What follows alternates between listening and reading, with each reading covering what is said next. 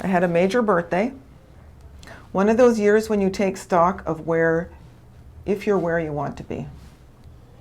In most areas of life, I had to admit I was doing great, successful in my chosen career, great health, lovely friends, a cute apartment, financially stable, most of the things that everyone wants, except for the only thing that had ever really mattered, being in a soulmate relationship with my perfect beloved. Not that I hadn't tried. Ever since I first discovered boys outside my brother in kindergarten, I had been trying. After countless blind dates, and bad boys, relationship advice, books and columns, online and in-person dating, an early foray, a bit unwillingly, into free love culture, endless hours of therapy, many relationships, and 2 failed marriages, I had to admit I was a dating disaster. I recounted all this. I'll skip this part. I made the decision to go for it, really go for it this time. So I had a major birthday. I'm like, I'm going to go for it, no matter what. I was going to get to the bottom of this and become a master of dating and relationships. I decided to hack dating once and for all, whatever it took. And for me, it took a lot. Sitting on my couch on Saturday nights watching Netflix while sipping a glass of wine wasn't working. I needed to get into action. I joined 5 online dating sites and over 20 meetups, which is great because you're always getting invitations in your inbox, right? I downloaded an app which had a calendar of all the art openings in town and attended art gallery openings, free wine, and intriguing hipsters. I went back to therapy to complete some still unfinished business from childhood. I had been in therapy a lot, but still, sometimes when you come from a difficult childhood, it takes a while. And I hired a coach. With the help of my coach, I began going out in the field and started getting better at it and so forth. I went on over 150 online first dates, followed by second and third dates, started working. But one question which always nagged me was, how did all this coexist with my spiritual life? You see, I'd lived at the Osho Ashram. How many of you know Osho? Okay, a few. Osho's a great Tantra master, was. You see, I'd lived at the Osho Ashram in India for a year, a full-time immersion in Tantra and meditation. The way potential lovers met there was very different than in the conventional world. People there were friends first, and after that would see if a sexual friendship was possible. In our contemporary dating scene in the West, the friend zone is considered death. At the ashram and in Tantra, the friend zone is exactly where you want to be. Only if you and your lover are friends will you establish the trust and intimacy necessary for good sex and a good relationship to happen. In the exercises in the Tantra group, we got close to and fell in love with people we would never have chosen if we had let our eyes be the primary criteria, the way we do in the West. We learned to feel another person's frequency, to assess our level of comfort with each other and safety. We practiced telling the radical truth to each other, a practice frowned on by conventional dating. We enjoyed the process of meeting one another rather than considering it a huge, irritating chore. And we experienced loving who was present in the moment rather than waiting for the one who may never come. For years, I couldn't reconcile what I'd learned at the ashram with conventional dating, which I was now attempting to navigate. But little by little, I began to put together how dating could be part of the spiritual path. I watched my judgments, my prejudices. Did I really believe that only conventionally good-looking people were worthy of love? I observed how I searched for the wrong things instead of the only quality that really matters, kindness. I came to realize that the reason I had attracted men who were half-loving was because I was half-loving.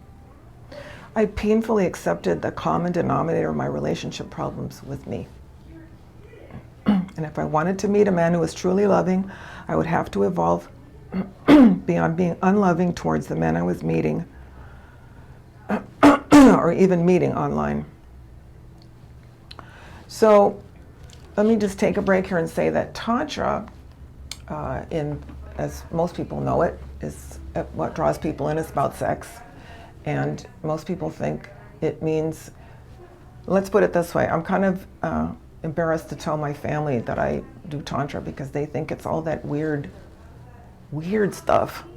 And only about 15% of Tantra is about sex. It is very sex positive, but I'll tell you why, because Tantra is the worldview that everything is sacred. And in the Judeo-Christian religion that I grew up in, everything is not sacred. Everything's divided into this is sacred and this isn't. And most of those isn't things are the fun things, right?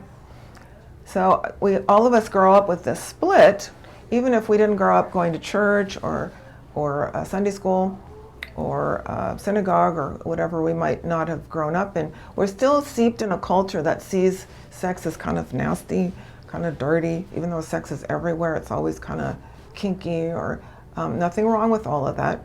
But it's in Tantra we say that sex is sacred just like everything else. So we attempt to, since we're all very indoctrinated with this worldview that some things are sacred and some things aren't. In Tantra, we just attempt to relax enough into a place where we know everything's perfect, and if I'm not seeing it that way, I've got some glasses on that are kind of distorting my vision.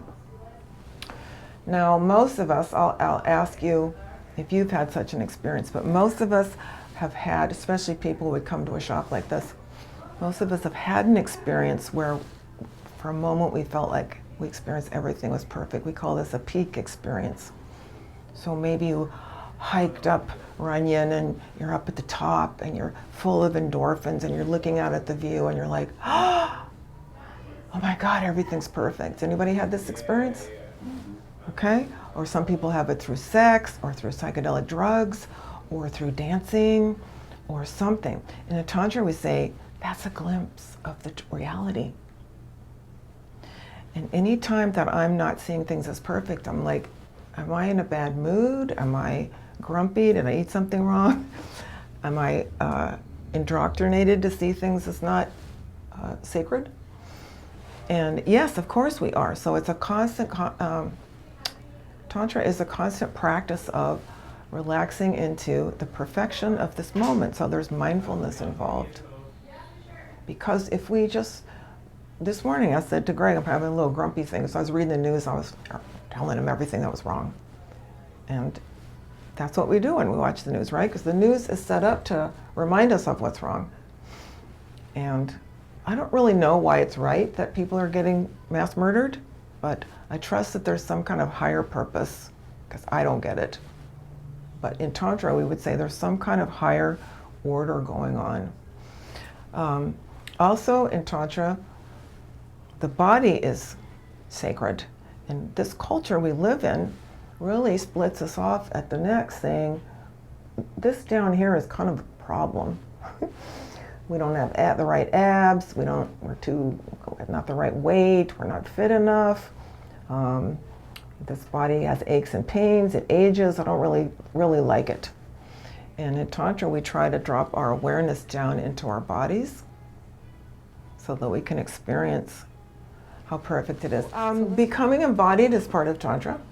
And when I teach, I do a tantric dating workshop here once a month. And when we do that, we try to meet people in our bodies, which seems obvious, but actually it's not at all, because usually we're just meeting, two heads meeting and talking and looking at each other and assessing and judging. That's what we do on a swipe, right? Okay, so we try to actually get in bodies, come and be live with people and be in our bodies. So I wrote this book about what do we mean about Tantra, some of my experiences, some of the things I learned. So we have this fantasy figure that doesn't, so we swipe left when we see it's not a fantasy figure. So I started noticing that when we did exercises at the ashram and we would do some eye gazing, has anybody done eye gazing in here? Great. It's really hard. It's hard. It's really hard. We might do some here. Great. It'll probably be a good idea. After you said it's hard, especially. But you find out when you sit and look into someone's eyes, you fall in love with them. When I was at the ashram, we would do it for 20 minutes. Everyone would be crying, and you'd be in love with people that you wouldn't have imagined because you saw their soul. And so when that starts happening, you start realizing love is possible with anyone. I'm being sold a bill of goods that you can only fall in love with people who are good looking. As soon as I say this, people sometimes get mad. They're like, you're telling me I have to be with someone who's not good looking? I'm not telling you anything. I'm saying, look how that affects you. Just notice in your dating life, if you're single, how that affects you to have that belief. I talk here about what I found out about rejection, which is that a lot of people are very afraid to date because of rejection. They're afraid of being rejected or having to reject somebody. And my coach who worked with me said, is it really rejection? I was thinking about it. It's like when we go to a meeting like this and we meet and we share some information and we talk, maybe we're at a networking meeting, we exchange cards or whatever, and then we never see the person again. And we say, let's get together for coffee sometimes, and then we don't think of that as rejection. We just think that's how the world works. But in dating, that's like devastating and something's wrong with me. They didn't want to meet with me again. So I talk some about that in this book. And then how we blame other people for, so I saw that I needed to be on a spiritual path while I was dating. Because I could see that I was very judgmental. So most of us, especially people in this room, were no longer judgmental about race, ethnicity, sexual orientation. We are doing our best to purge ourselves of all of this, and yet, all of a sudden when we're dating, it's okay for us to be super prejudiced on looks, body size, income, coolness factor, age, all of these things. Suddenly it's okay to become super judgmental of people. I'm like, what? I am like that. I have been enculturated to be like that. I don't want to be like that. I want to sit on a date across from a person and see what kind of glasses I need to take off to be able to feel loving towards this person. Even though I'm probably not going to marry them or end up in a relationship with them, my task on this date is to figure out how to love this person and become more loving that way. Because what's common in dating is you sit down, this guy's too young for me, how soon can I get out of here? I hope you don't mind, you're not too young for me, but anyway. Just picking on you. So, so that is what's the norm, and I saw that unlovingness creates a frequency of unlovingness. And then you can't attract love when you are existing in a frequency of unlovingness. So there's nothing wrong with the people who are dating, there's something wrong with the process. The process is encouraging everyone to be unloving towards each other. No. Creep. No. Okay? So it's encouraging unloving, prejudiced behavior towards each other. You can't find love that way. So I wrote this book to say a tantric way of finding love would be, I'm going to create myself much more, raise my frequency to love, and then love cannot resist me. And that's what happened. I became more loving, and I attracted someone who was loving instead of someone who was kind of half loving like I was. Because when we met, we both experienced something beyond what we'd ever felt before. Our coming together even seemed like something of the divine. And yet, it wasn't magic because we created it. By preparing ourselves by the inner and outer work we've been doing in a dedicated manner for a long time. We'd both been on personal and spiritual growth paths for decades. Both of us had received years of therapy and coaching to heal our childhood traumas. Osho, the great Tantra master, once said, Tantra is this is a quote that I use in all my workshops. Tantra is the science of transforming ordinary lovers into soulmates. And that is the grandeur of Tantra. It can transform the whole earth. It can transform each couple into soulmates. So Tantra is the study of how do we raise our own frequencies to become lovers, to become more loving people, to be present and mindful in the moment, to be embodied, and to bring that to another person. And like you said, that can be so overwhelming, but it's a spiritual practice. So we practice by just like right now in the moment, check and see if you're in your body. Because there's a lot of head stuff, mental. Can I be listening and mentally processing, also being embodied? For many of us, the answer is no. But I still remind myself several times a day, am I in my body? Oh yeah. Because just like everyone else, I'm on the computer doing my work, drop down in the body. So it's a constant remembrance of, I want to live my life in my body. I want to live my life lovingly. Oh wow, I just rejected that person for no reason. I've been taught to do that by my culture, but I just did it. Okay? So it's this constant remembrance. And by raising our own frequency and becoming our better selves, and we are in a relationship, it's hard work at times, but then we're in a relationship with another person who's also cleaned out healed a lot of their stuff. So a lot of Tantra is exercises to heal old wounding, heal how we're separate from our bodies, heal how we're not present, and so on. Well, this book has some, it goes through the chakras, because the chakras can kind of tell us where we have some work to do, for example. So if I notice I'm not feeling really safe there in the first chakra, what do I need to do to make my life more safe? What do I need to do to make my relationship feel more safe? A lot of people are having sex or relationships with people they don't really feel safe with. That could be from the beginning of at the beginning of a relationship, it takes a while to establish safety, but sometimes you've been with someone for a while and they said something and you don't feel safe. If you don't have safety, safety is at the root of everything. That's why the root chakra there. And so on. So we can kind of assess where do I need to do some work. There's some of that in this book. Soulmate centers. I talk about how orgasm and sacred sexuality are not really what you think. Osho once said that the best sex is had by meditators. Kind of mind-blowing, huh? Meditation is the practice of touching the sacred in daily life. I believe what Osho meant was that tantric people are practicing mindfulness while we have sex. Consciously, we are staying in the present moment, not trying to get somewhere in the future.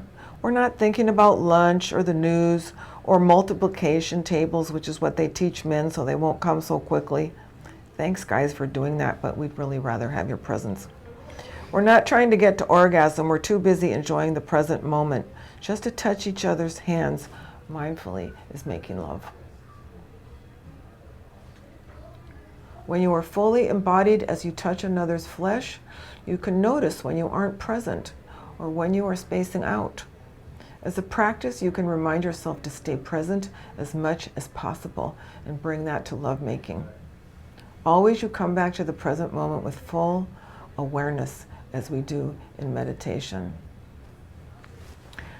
By practicing mindful sacred sex with your lover, you may share an experience of the divine. You may even participate in what we call psychedelic sex.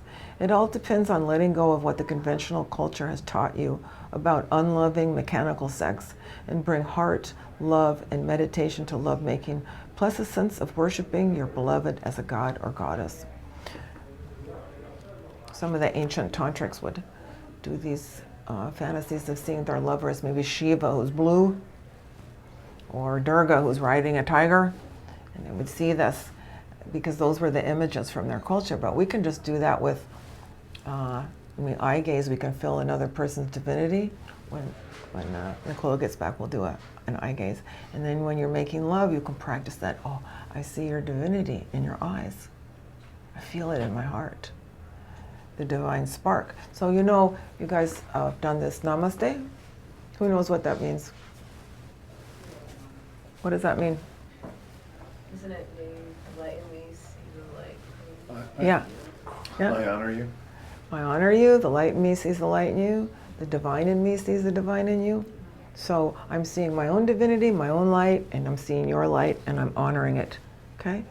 And I always like to tell people when I was in Kathmandu, this is how you say hello and goodbye. Can you imagine? So it's this. So we can have this attitude when we meet other people, or when we could be Kathmanduans and just pretend that we're seeing people's divinity. But particularly our lover, when we're making love, that could be very tantric. I like it. So then, in this book, I had a chance to write about sacred sexuality, creating magic, and so on. And the third book is relationship advice to find and keep love, sex, and romance. So this is really more about the throat chakra and how we communicate, and like I said earlier, how in the world are we supposed to go from being people who, you can't speak your truth at work? You have to most of us can't speak our truth with our parents. Some people are lucky enough to do that, but not most of us. You have certain friends you can speak certain truth to, but you can't speak about that. And then you have other friends you can speak about that, but not that. And you get arrested if you talk about some things. And how are you supposed to go from that to suddenly being intimate with somebody? How are you supposed to be able to tell the truth? How are you supposed to know how to do that, first of all, and then share with another person? So that's what I talk about in this book, is how to tell the truth or not. That's the question. What's the spiritual path of relating? I had done, I said I want us to make a promise that we'll talk about everything until it's clear, which sometimes might take a while. So sometimes I'll say, that thing you said 2 weeks ago, I'm still not clear what you meant. And we have agreement to be able to go, instead of going, you have to bring that up again, instead of saying, okay, let's talk about it. Because what we found is, as tantric lovers, anything that we haven't spoken interrupts.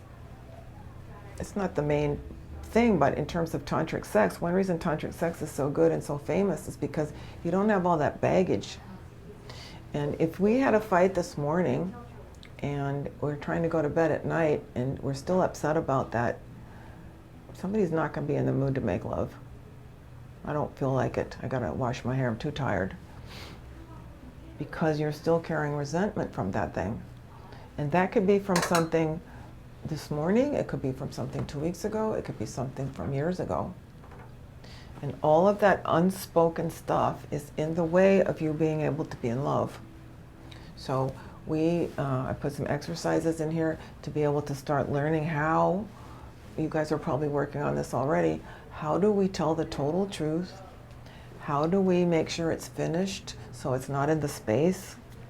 And how do we, and then you're flowing in perfect love. And then you notice, oh, something's muddying the water. What is that? Oh, it's that thing that he said yesterday that I don't really understand. Yeah. So making agreements creates safety instead of just assuming, because we've seen couples where one person assumes we talk about everything and the other person is not in on that agreement at all. Mm-hmm. And the other person just assumed that they were. So you can make agreements to not share everything. I told Greg early on when we started living together, I said, I keep a journal and I'm aware that you could look at it any time and it would make me uncomfortable if you did, but there's nothing I can really do about it. And he said he's not going to look, and I don't know if he is or not, but we have agreements like that we won't share that. I said there's nothing in that journal that would shock you. I just, I'm not writing anything that you would shock you if you read it. I just want a little private space. I have a little. So you get two people who both have strong boundaries, two people in their power centers, they're not going to have power struggles. Power struggles is people who aren't in their power yet trying to figure out how to get in their power. Okay? So when Greg and I were both powerful people when we met, we didn't have these power struggles. Like, what? Where is that? Where'd it go? So that's possible for you too as you continue to get your power. That's not an issue for you, but we all have areas where we grow, have more to grow, and certain centers we have are stronger than others. So when we talk about building a soulmate relationship in our workshops and in my books, we're talking about maximizing each of these centers, because when all your centers are maximized, then you have this, which is not possible for anybody to be fully maximized. I don't know, maybe Buddha was, but anyway, he wasn't in a relationship. Then you would have this perfect relationship. So good enough, perfect enough. So then you can see, oh, I need to grow more in my boundaries, I need to grow in my ability to talk, I need to grow more in my sexuality, I need to want to grow more in this or that. And then you find someone, then you attract someone who matches. Open. Maybe we have a good reason. I don't want to cry because I'm at work. Yeah. Or I don't want to cry because I don't trust you right now. So let's work some things out so our trust is back. But if we, instead of making it wrong, we go, oh, that message of where I'm closing down is an important message. That's an important message. I don't want to open more. Why? Is that my pain from the past? Is that something in the space now? But it's always an interesting question that helps us grow, helps us evolve. Western culture would say, tear that fence down and just push on through. And that's one way to do it, but the cows might get out if you push that fence down. And you might lose all your cows. I'm making this up here. But we don't want to just tear down a fence before we know why it was built. We want to honor that. I don't really want to push past. Here's a boundary right here I don't push past in this moment. I might if we establish more safety, but right now I don't want to. That's good. It's a good awareness. Beneficial. This is going to sound really weird, but one of our practices is we thank each other all day long for almost everything. Okay? It's totally doable, and you think how we don't, most couples that I see in couples counseling, they don't feel acknowledged by their partner, they don't feel respected, they don't feel like they really make a difference. So we thank each other when we take a walk in the morning, we thank each other after we make love, I thank him for taking out the trash. I actually have this in the book because just that showing appreciation all day long is, there's actually scientific studies. Does anybody know the Gottmans, John Julie Gottman? They've written best-selling books on how to have a good relationship. And they actually hook people up to electrodes and measure their response. So it's not just their best idea, it's their actually scientific studies. And they said that you need to say 5 good things. People in good relationships say 5 good things to each other to every one not so good. I've been in relationships definitely where it's the other way around. Yeah. Okay? So there's a little mathematical formula of saying 5 good things to 1 criticism. Just trying to help out. Can be, and thanking the other person can be part of that. Thanking them. That's a little practice, a little tantric practice of staying in a state of appreciation of the other person. That's great. So that, a practice of reminding ourselves throughout the day, am I embodied? These things seem like nothing, but they're actually the foundation of tantric practice. People want like all kinds of elaborate rituals and things, and it's like none of that will make any difference if you do those tantra rituals that you might learn from other people if you're not in your body. I always thought I was in my body because I was a dancer, I did yoga, I ate well. When I got to the ashram, I realized those are things I'm doing to my body. I'm trying to get my body to do something. There's nothing wrong with doing those things and trying to be fit. But I wasn't in my body. I wasn't asking my body, do you want to do these things? Do you want to eat this way? Or did you read in a book that this is the way to eat? Do you want to relax right now? No, don't have time. My head's wanting me not to relax, you know? So learning to live embodied, that would be a practice. These things are so simple that people don't want to do them because they're too simple. But they make the hugest difference. It is a huge thing. Okay, so you want to establish trust. What do you think about like the face stroking? So you can sit and Yang. well, you can do that, but a little more relaxed. Do you have any back jacks? Oh, what? Back jacks? Those little things that support your back? No, you don't. No. Okay, well you can just you can lean against something and sit and put sort of like yabyung, but you just put your legs out. So your one's like this and one's like this. Just lean back and take turns. Put some music on and just the one person totally receives and the other person just strokes the divinity of this face. Oh, it can make you just cry.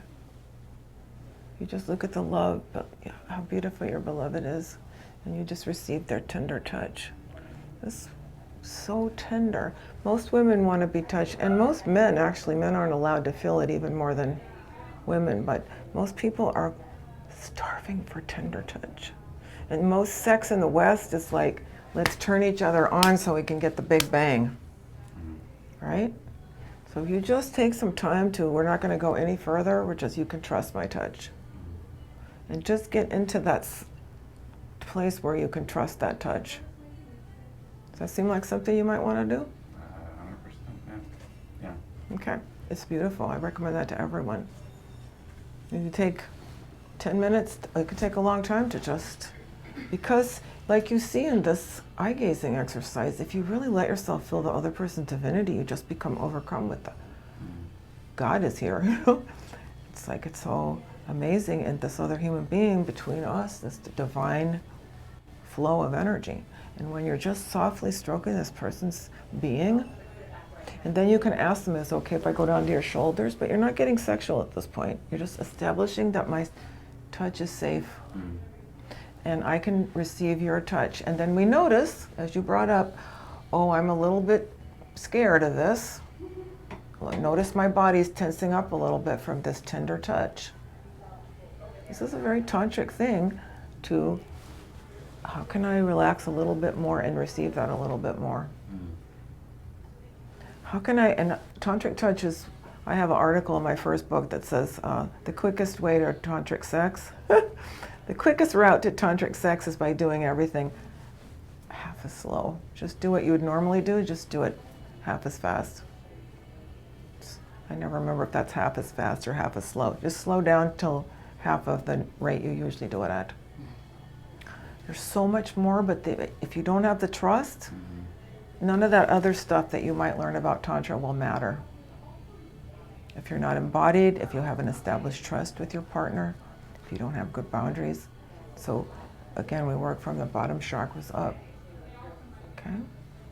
We like to make a sacred space in our bedroom, so we'll light candles, and we've each made playlists. I have on YouTube, if you go to my YouTube channel, I have a sacred sex playlist. I just checked it this morning. I've got 3,000 views. So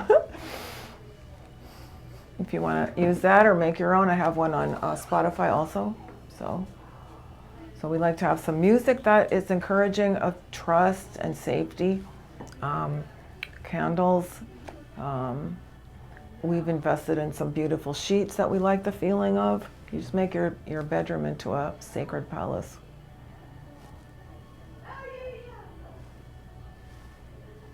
All right, you guys, thanks for coming out today. Thank you so much. Thank you. Thank you. Thank you. That's wonderful.